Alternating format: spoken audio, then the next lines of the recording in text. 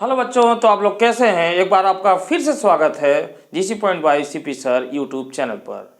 तो बच्चों, हम लोग लगातार देख रहे हैं 12th class physics important derivation, और 2 डेरिवेशन आप लोग पढ़ चुके हैं। आज हम लोग नए डेरिवेशन की तरफ हैं। सिद्ध कीजिए कि एकांक आयतन में किसी समांतर प्लेट संधारित्र की ऊर्जा 1/2 एप्सिलॉन नॉट ई स्क्वायर होता है।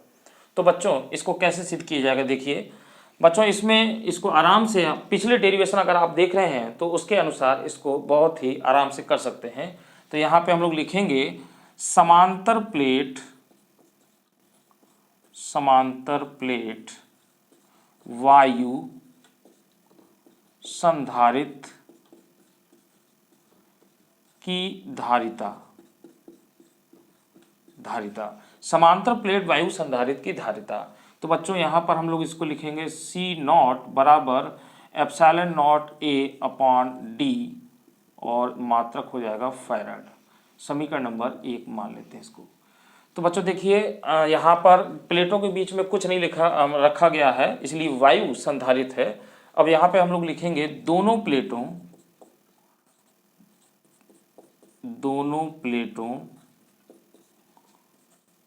के बीच वैद्युत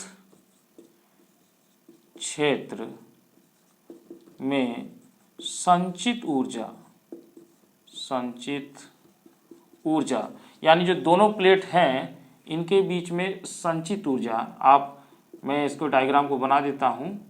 बनाने की इसमें कोई ज़रूरत नहीं पड़ेगी, मगर बना ले सकते हैं। माइनस, जैसे कि आप जान रहे हैं कि इसको हमने प्लस क्यू आवेश दिया है, और ये भू संपर्कित है, जिसके कारण इसका जो है निरावेशित हो जाएगा आवेश, प्लस आवेश, और इसके बीच में इसकी प्लेटों के बीच की दूरी d है। ठीक है बच्चों, तो इसके बीच में कितनी संचित ऊर्जा हो रही है उसको हम लोग कैपिटल U से दर्शाएंगे। तो ये बच्चों 1/2 CV स्क्वायर होता है जूल। ये डेरिवेशन में जो पिछले से आ रहे हैं वहां से एक सूत्र निकल कर आता है ये, तो ये हम लोग देखेंगे U बराबर 1/2 CV स्क्वायर जूल। अच्छा बच्चों, अब इस तरीके से समीकरण 1 और ये समीकरण 2 मान लीजिए। अब यहाँ पर देखिए, इसको भी हम लोग C नॉट कर लेंगे, क्योंकि प्लेटों के बीच में कोई भी परावैद्युत पदार्थ नहीं है, इसलिए इसको C नॉट कर लेंगे। तो लिखेंगे समीकरण 1 से C नॉट का मान समीकरण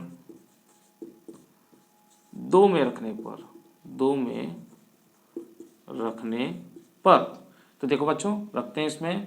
तो U बराबर हो जाएगा आपका 1/2, और C नॉट का वैल्यू ये रख देंगे, तो ये हो जाएगा epsilon not A upon D, और V स्क्वायर को बाहर कर देंगे इस तरीके से बच्चों। तो ये आपका हो जाएगा। अब यहाँ पर बच्चों दोनों प्लेटों के बीच में संचित ऊर्जा हमारी ये आ गई। यहाँ पर एप्सिलॉन नॉट लिख लेते हैं, जहाँ एप्सिलॉन नॉट निर्वात की विद्युतशीलता है। अब बच्चों इस तरीके से यहाँ पर ये निकल गया। अब लिखेंगे दोनों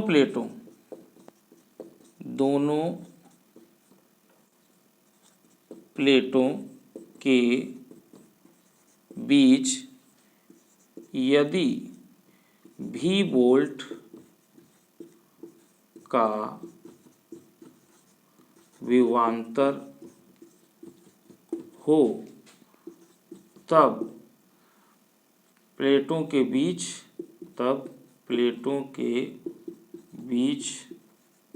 वैद्युत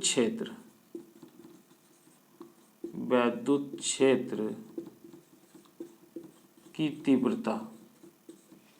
तो तीव्रता बच्चों कितनी निकल जाएगी ये हम बता रखे हैं। E बराबर हो जाएगा V अपॉन डी। ठीक है बच्चों, तो इससे V का मान निकाल लीजिए, या V बराबर हो जाएगा आपका ED। अब बच्चों ये मान आपको समीकरण यहाँ पे रखना होगा, तो इसको हम लोग एक समीकरण दे देते हैं। समीकरण हमने दिया नहीं, ये हो गया आपका 2, और ये मैं यहाँ देता हूँ 3, और इसको दे देता हूँ 4। तो लिखेंगे समीकरण 4 से V का मान v का मान समीकरण 3 में रखने पर, समीकरण 3 में रखने पर। तो बच्चों इसमें मान रख देते हैं, तो देखिए क्या हो जाएगा। तो ये हो जाएगा u बराबर 1/2 एप्सिलॉन नॉट a d, और v का मान ed है, और चूंकि v स्क्वायर है तो ये हो जाएगा स्क्वायर। इस तरीके से बच्चों ये हो जाएगा। अब इसको बच्चों देखिए यहाँ पे और सॉल्व कर लेंगे, तो यहाँ पर और सॉल्व कर लेंगे तो ये हो जाएगा u बराबर, ये हो जाएगा आपका 1/2 और एप्सिलॉन नॉट। तो देखिए बच्चों d से इसका स्क्वायर है तो एक कट जाएगा, और जो है e को अगर हम बाहर निकाल लें तो बच्चों ये हो जाएगा e स्क्वायर, और यहाँ पर हो जाएगा ad हो जाएगा, यहाँ पर a और d हो जाएगा। तो बच्चों इस तरीके से ये निकल कर आता है। अब इसके बाद देखिए बच्चों यहाँ पर पूछा है एकांक आयतन में, तो यहाँ पे लिखेंगे दोनों प्लेट, मैं यहाँ से लिख देता हूँ, दोनों प्लेट के बीच स्पेस का आयतन कितना हो जाएगा बच्चों, AD मीटर क्यूब है। अतः एकांक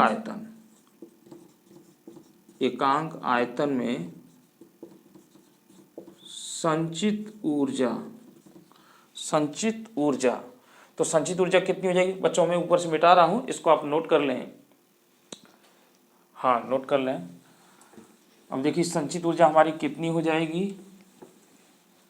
तो बच्चों इसको एकांक आयतन में बोला है, इसको स्मॉल u से दर्शाते हैं।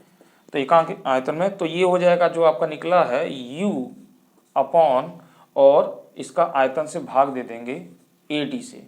तो बच्चों ये तो एकांक आयतन में भाग दे दिए, तो देखिए u का मान हमारा है 1/2 epsilon not e square AD, और नीचे भी AD कट जाएगा।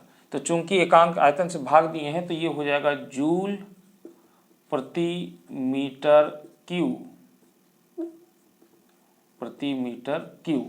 ठीक है बच्चों, तो ये निकल कर कितना आ जाएगा, u बराबर हो जाएगा बच्चों 1/2 epsilon not e square joule प्रति मीटर क्यूब। अब बच्चों यहाँ पर यह डेरिवेशन आपका यहीं पर कंप्लीट हो गया है,